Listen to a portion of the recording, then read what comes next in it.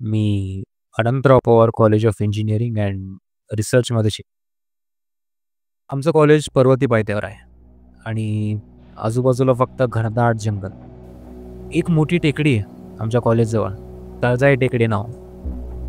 जनता वसाहत आणि टेकडीवर एक जुनं मंदिर आहे बरं का. या सगळ्या गोष्टी ऐकायला साध्या वाटत असतील, पण एक घटना अशी झाली की माझ्या अंगावर अजूनही शहारा येतो. तर झालं असं की त्या रात्री मी आणि माझा मित्र कॉलेजमध्ये एक लेक्चर करून उशिरापर्यंत थांबलो होतो. बघता बघता 8 वाजले होते. कॉलेजमधून बाहेर पडताना आम्ही ठरवलं, चल रे टेकडीवर जाऊन थोडी हवा खाऊ. हा विचार मनात येताच आम्ही मंदिराकडच्या वाटेने वर चढायला सुरुवात केली. अंधार वाढत चालला होता आणि जंगलातले सहसह काही केल्या थांबत नव्हते.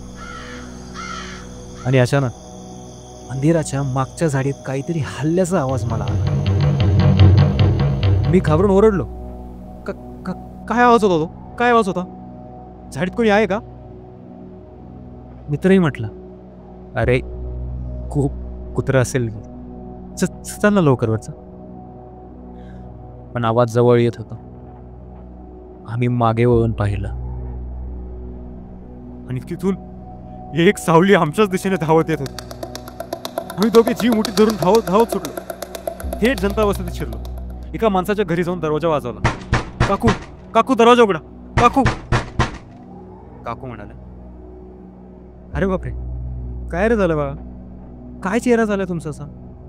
काकू काकू जंगलात काहीतरी, काकू जंगलात काहीतरी पाठलाग करत होता आमचा. आम्ही घाबरून आत लपून बसलो. काकूने खिडकीतून पाहिलं आणि अचानक हसत हसत दरवाजा उघडला.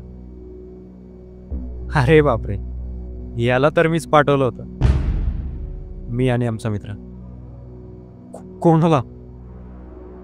काकू. हा माझा नवरा जंगलात योगा करत असतो. आज त्याचा मोबाईल माझ्याकडे राहिला होता, म्हणून मीच पाठवलं त्याला शोधायला. मी फक्त विचारायला धावलं होतं की तुमच्या मागं फोन पाहिलात का म्हणून. अच्छा. आम्ही दोघे इतके घाबरलो की दुसऱ्या दिवशी कॉलेजमध्ये लोकांनी आम्हाला हॉरर हिरो म्हणून चिडवायला सुरुवात केली. पण खरं सांगतो, त्या रात्री आम्हाला वाटलं होतं की जीवन आणि मरण यामध्ये फक्त एक झाड उरलं होतं आणि त्या झाडाच्या मागे योगा करणारा काका होता.